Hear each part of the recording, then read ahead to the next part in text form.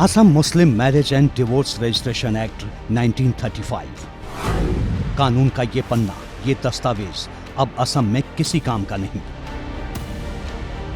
क्योंकि हिमंता सरकार ने अंग्रेजों के जमाने का ये एक्ट रद्द कर दिया है। 23 फरवरी को असम कैबिनेट ने यह बड़ा फैसला लिया और इसके पीछे सरकार ने बाल विवाह को सबसे बड़ा फैक्टर माना। सीएम हिमंता ने कहा कि इस एक्ट की वजह से 18 साल से कम उम्र की लड़कियों और 21 साल से कम उम्र के लड़कों की शादी हो रही है। हिमंता सरकार के इस फैसले से एक एक्ट खत्म हुआ तो विवादों का नया चैप्टर शुरू हो गया। फैसला असम की सरकार ने लिया था, लेकिन असर अखिल भारतीय था। पक्ष और विपक्ष से त्वरित प्रतिक्रियाएं आने लगी। पहले सुनिए असम के बड़े नेता बदरुद्दीन अजमल ने क्या कहा।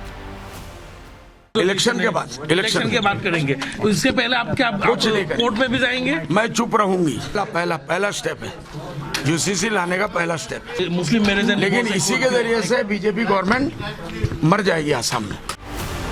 यानी असम में विपक्ष और मुस्लिम लीडर का मानना है कि हिमंता सरकार का ये फैसला असम में यूसीसी लाने की ओर पहला कदम है। लेकिन हिमंता सरकार के फैसले पर असम के विपक्षी नेताओं से ज्यादा तीखी प्रतिक्रिया यूपी से आई।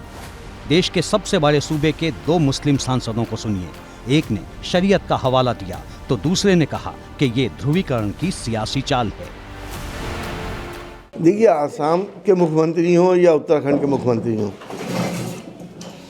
इनका तो काम ही ये है कि किस तरह से हमारी सोसाइटी में डिवीज़न किया जाए, दूरियां बढ़ाई जाएं और अब ख़ास तौर से मुसलमानों की दिल आज़ारी की जाए और अपनी पार्टी में बड़ा मुकाम हासिल किया जाए। ये सब वोट के लिए खातिर किया जा रहा है। इन्हें किसी के जज्बात से, सेंटिमेंट से कोई लेना देना नहीं है। ये ख़त्म करके कुछ संदेश ये देना चाहते हैं कि मुसलमान भी अब फेरे लेने लगे, या ये संदेश देना चाहते हैं कि हिंदू भाई भी अब निकाह करें। जो शरीयत के कानून हैं उन कानूनों पे हम लोग चलते रहेंगे।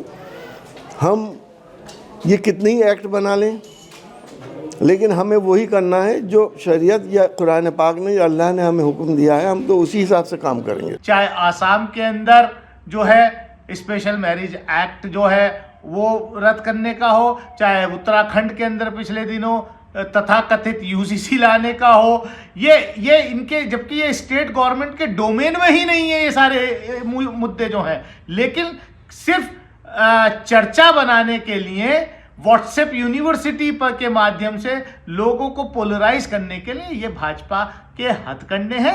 ये भारतीय जनता पार्टी 2024 के चुनाव में कामयाब नहीं होगी, क्योंकि किसान सड़क पर है, नौजवान सड़क पर है। विपक्ष की इस नाराजगी और गुस्से के सेंटर में है आम चुनाव। नरेंद्र मोदी 400 प्लस के नारे के साथ हैट्रिक लगाने के मिशन पर हैं। विपक्ष को ये फिक्र भी है कि कहीं यूसीसी के नाम से बीजेपी को बूस्टर डोज न मिल जाए। आज जिस बीजेपी को दुनिया की सबसे बड़ी पार्टी माना जाता है वो जनसंघ की पॉलिटिकल सक्सेसर है। जनसंघ के 3 बड़े एजेंडे थे। पहला, कश्मीर से आर्टिकल 370 को हटाना, दूसरा, अयोध्या में राम मंदिर, और तीसरा, uniform civil code. Narendra Modi ने 2 मिशन तो पूरे कर दिए हैं, तो क्या अब यूसीसी की बारी है? यही वजह है कि जिन्होंने आर्टिकल 370 और राम मंदिर पर मोदी सरकार को फुल सपोर्ट किया, वो इस बार भी हिमंता बिस्वा शर्मा के फैसले से गदगद हैं। शर्मा ने वो बहुत अच्छी किया है असम के मुख्यमंत्री ने। ऐसे सभी प्रांतों के जो है हमारे मुख्यमंत्री, उनको करना चाहिए। जो भी गलत तरीके से अधिनियम दिए गए हैं किसी भी को विशेष, वह सभी को खत्म कर देना चाहिए। अब बात करते हैं बीजेपी की। उत्तराखंड में यूसीसी विधेयक विधानसभा में पारित हो चुका है और जल्द ही ये कानून भी बन जाएगा। असम से भी संकेत आ चुका है। राजनीति में इस प्रयोग के पीछे प्रयोजन क्या है, यही सवाल हमने बीजेपी सांसद हरनाथ सिंह से पूछा। ये केवल हमारे जो मुस्लिम समाज के, चाहे राजनीतिक क्षेत्र में चाहे धार्मिक क्षेत्र में है, ये नेता और विपक्ष में जो बैठे हुए जो वोटों के व्यापारी हैं, वो मुस्लिम समाज को हमेशा 75 साल से क्या नाम है गुमराह करते रहे। वही काम आज भी कर रहे हैं। सवाल शरीयत का नहीं है, सवाल यह है कि हमारे परिवार की जो महिलाएं हैं, माताएं हैं, बहनें हैं, वो गरिमापूर्ण जीवन व्यतीत करने, इसमें क्यों आपत्ति हो रही है आखिर उनको? और इसमें फेरे लेंगे कि निकाह करेंगे, किस तरह, ये तो मुद्दा ही नहीं है। हाँ, विवाह पद्धति एक होनी चाहिए, ये तो मुद्दा ही नहीं है। धार्मिक पूजा पाठ एक होना चाहिए, ये मुद्दा ही नहीं है, उसका दूर दूर से कोई संबंध नहीं है। तो उनको गुजारा भत्ता क्यों नहीं देना चाहते? आप संपत्ति में अधिकार क्यों नहीं देना चाहते?